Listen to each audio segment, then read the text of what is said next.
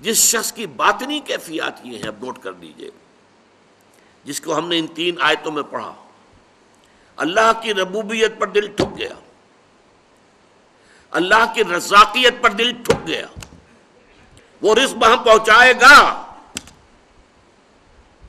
ایسے شخص کی اصل امنگ، اصل خواہش کیا ہوگی دنیا میں؟ کیا مال و دولت دنیا کا وہ حریص ہوگا؟ کیا دنیا کی آسائشوں اور تعیشات کی اس کے اندر طلب ہوگی؟ یہ اولیاء اللہ، ان کی ایک ہی طلب رہ جاتی ہے دنیا میں، آخرت میں طلب اللہ راضی ہو جائے، اللہ سے محبت، جنت میں داخلہ، وہ آخرت کی طلب ہے۔ دنیا میں صرف ایک طلب ہوگی، میں جتنے بھی زیادہ سے زیادہ لوگوں کو اللہ کے راستے پر لا سکوں، جو بھٹکے ہوئے ہیں، بھولے ہوئے ہیں، سوئے ہوئے ہیں، مدہوش ہیں، مال مست ہیں، حال مست ہیں، ان کو میں اس مستی کی کیفیت سے نکالوں، غفلت کی کیفیت سے نکالوں، ان کا رخ سیدھا کروں، وہ بھی اللہ سے محبت کریں، وہ بھی اللہ پر ایمان لائیں، ان کا بھی قلبی رشتہ اللہ کے ساتھ استوار ہو جائے۔ یہ ہوگی ان کی اصل طلب، یہ ہوگی ان کی اصل خواہش۔ دنیا کی کسی اور شے کے لیے کوئی بھاگ دوڑ، میں اپنا وقت صرف کروں تاکہ دنیا کی کچھ آسائشیں حاصل کر سکوں، کیوں نہ وہی وقت صرف کروں کہ اللہ کے کچھ بندوں کو اللہ کے سیدھے راستے کی طرف بلا لوں۔ میرا اپنا وہی وقت ہے نا۔ میں اگر تعیشات کی فکر کروں گا تو کچھ وقت لگانا پڑے گا، محنت کرنی ہوگی، کچھ کمانا ہوگا، کما کر میں اپنے لیے عیش کے سامان فراہم کر سکوں گا۔ یہی میرا اصل سرمایہ، میرا وقت ہے۔ اس وقت کو کیوں نہ میں لگاؤں کہ کچھ اللہ کے بندوں کو سیدھی راہ پر لے آؤں۔ حضور نے فرمایا ایک مرتبہ حضرت علی سے رضی اللہ تعالی عنہ، یا علی ان یہدی اللہ بک رجلا واحدا خیر لک من حمر النعم، اگر اللہ تعالیٰ تمہارے ذریعے سے کسی ایک انسان کو بھی ہدایت دے دے تو یہ تمہارے لیے سرخ اونٹوں سے بڑی دولت ہوگی۔ عرب کی اصل دولت اونٹ، نر اونٹ ہو، جوان ہو، کیا کہنے ہیں، مادہ ہے، گابھن ہے، کیا کہنے، بڑی دولت ہے۔ اور سرخ اونٹ جو ہے ان کے ہاں بہت قیمتی شمار ہوتا تھا۔ ان یہدی اللہ بک رجلا واحدا، ہدایت دیتا اللہ، تم نہیں دے سکتے، تمہارے ذریعے سے اللہ ہدایت دے دے، یہ ہے اصل الفاظ۔ حضور اپنے بارے میں فرماتے ہیں اللہ معطی وانا قاسم، دینے والا، عطا کرنے والا صرف اللہ ہے، میں تو تقسیم کرنے والا ہوں۔ انا القاسم، تقسیم کرنے والا، معطی، عطا کرنے والا، دینے والا وہ اللہ ہے، داتا وہ ہے اور کوئی داتا نہیں، داتا ایک اللہ ہے، دینے والا وہ ہے۔ انا القاسم، میں تقسیم کرنے والا ہوں۔ ہدایت اللہ دے گا، لیکن تمہارے ذریعے سے تم ذریعہ بن جاؤ اس کی ہدایت کا، تو یہ تمہارے لیے سرخ اونٹوں سے بہتر ہے۔ دیکھیے اس میں ذرا تھوڑی سی بات سمجھ لیجئے، یہ جو نقشہ ہے یہ ہمارے صوفیاء کرام اولیاء اللہ پر 100% راست آتا ہے۔ شیخ معین الدین اجمیری کیا کرنے آئے تھے یہاں؟ وہ ایکسپورٹ امپورٹ کا کاروبار کرنے آئے تھے، جائیداد بنانے آئے تھے۔ علی حجویری رحمۃ اللہ علیہ تو اس وقت آئے ہیں یہاں جہاں پہلے یہاں مسلمانوں کی حکومت قائم ہو چکی تھی، اس اعتبار سے ان کا یہاں آنا اتنی بڑی بات نہیں ہے، مسلمان حکومت پہلے قائم تھی، یہاں آ گئے، بیٹھ گئے۔ اور معین الدین اجمیری یہ اس وقت گئے ہیں جبکہ راجپوتانے کے اندر عین راجپوتوں کا گڑھ اجمیر، وہاں تو ہندوؤں کی حکومت ہے، رائے پتھورا کی حکومت، وہاں جا کر بیٹھا اللہ کا بندہ۔ کوئی خوف تھا اسے کہ ہندو میں مجھے ختم کر دیں گے؟ کوئی خوف تھا کہ یہ رائے پتھورا میرا کیا کرے گا؟ اور ان کی زندگی کا مقصد کیا تھا؟ صرف لوگوں کو اللہ کی طرف دعوت دینا، شرک کی گندگیوں سے نکالنا، توحید کے آب حیات سے روشناس کرانا، یہی مقصد تھا۔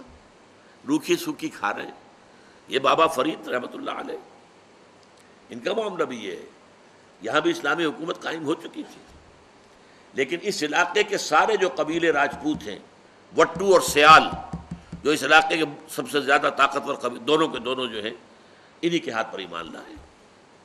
ان کا حال کیا تھا؟ پانی میں نمک ڈال کر اس سے روٹی کھا رہے ہیں، کچھ نہیں ہے اور، پانی میں نمک ڈال کر، تاکہ روٹی ذرا حلق سے نیچے اتر سکے۔ لیکن کام کیا تھا؟ اللہ کے بندوں کو اللہ کی طرف بلانا۔ تو یہ نقشہ تو ہمارے سامنے آ جاتا ہے اس لیے کہ یہ ہمارے لیے بڑا معروف ہے۔ صحابہ کرام کے نقشے کو ہم نہیں سمجھتے۔ صحابہ کرام ایک اس سے بلند تر لیول پر کام کر رہے تھے، نظام باطل کو ختم کرنا۔ ایک ہے افراد کو دعوت دینا، ایک ایک فرد، افراد ٹھیک ہو جائیں، ان کے عقائد ٹھیک ہو جائیں۔ ایک ہے غلط نظام جو سر کے اوپر مسلط ہے، باطل کا نظام جو غالب ہے، قائم ہے، نافذ ہے، شہنشاہیت، قیصر روم کی شہنشاہیت، کسریٰ ایران کی شہنشاہیت، اس کا خاتمہ کرنا، جس کے لیے کہ ایک صحابی کا قول آتا ہے، جب ایرانی سپہ سالار نے پوچھا کہ تم کیوں ہم پر حملہ آور ہو گئے ہو؟ ہمارا تو تمہارے ساتھ کوئی جھگڑا نہیں ہے، کوئی بارڈر ڈسپیوٹ نہیں ہے، اور پہلے بھی تم لوگ آتے تھے، تم جنگلی قبائل تھے، تمہارے آتے تھے لوٹ مار کر کے واپس چلے جاتے تھے، اب تم ہمارا پیچھا نہیں چھوڑ رہے، تو کیا ہوا ہے؟ تمہاری جو کیفیت بدل گئی ہے، ایسنشل چینج تمہارے اندر آ گئی ہے، you have change all together, how come, کیسے ہوا ہے؟ اس پر جواب دیا گیا، انا قد ارسلنا، دیکھیے پہلے ہم خود آتے تھے، اب ہمیں بھیجا گیا ہے۔ اللہ نے بھیجا محمد کو صلی اللہ علیہ وسلم، محمد نے بھیجا ہمیں صلی اللہ علیہ وسلم، فداء آباؤنا و امہاتنا، انا قد ارسلنا لنخرج الناس من ظلمات الجہالت الی نور الایمان، تاکہ ہم لوگوں کو نکالیں جہالت اور جاہلیت اور کفر اور شرک اور الحاد کے اندھیروں سے ایمان کی روشنی کی طرف۔ وَمِن جَوْرِ الْمُلُوكِ إِلَىٰ عَدْلِ الْإِسْلَامِ، بادشاہوں کے ظلم و ستم کے پنجوں سے نجات دلا کر اسلام کے نظام عدل سے روشناس کریں۔ یہ ہے ہمارا مشن۔ یہ جو بڑے بڑے محل بنا کر بیٹھے ہوئے ہیں، سامان تعیشات جمع ہیں وہاں پر، ان کے نرم گدیلے اور ان کے یہ سارا کچھ، اور وہ انواع و اقسام کے کھانے اور ناؤ نوش اور رقص و سرود کی محفلیں، یہ کس کی کمائی سے ہیں؟ وہ غریب کاشتکار جو میدان میں کام کر رہا ہے کھیت میں، اس کی کمائی کا حاصل آ کر جاگیردار لے جاتا ہے آدھا، اور اس میں سے وہ کچھ اپنے پاس رکھ کر باقی بادشاہ کو بھیجتا ہے تاکہ اپنے ٹھاٹ جمائے۔ ان کی کمر ٹوٹی جا رہی ہے، ان کے بچوں کے لیے بنیادی ضروریات نہیں ہے، سال بھر کے دانے بھی نہیں بچتے ان کے پاس، اور ان کا حال یہ جو ظلم ہے، ظالمانہ نظام ہے، اس نظام کو ختم کر کے، اور وہ عادلانہ نظام جس میں عمر فاروق بیٹھے ہوئے نظر آئیں کہ چٹائی پر بیٹھے ہوئے، نہ کوئی محل ہے، نہ کوئی گدیلے ہیں، نہ کوئی مور چھل ہے، کچھ نہیں، ایک عام انسان کی سطح پر۔ یہ مشن تھا صحابہ کرام کا، اور یہ بہت اونچا مشن تھا، بہت اونچا مشن تھا۔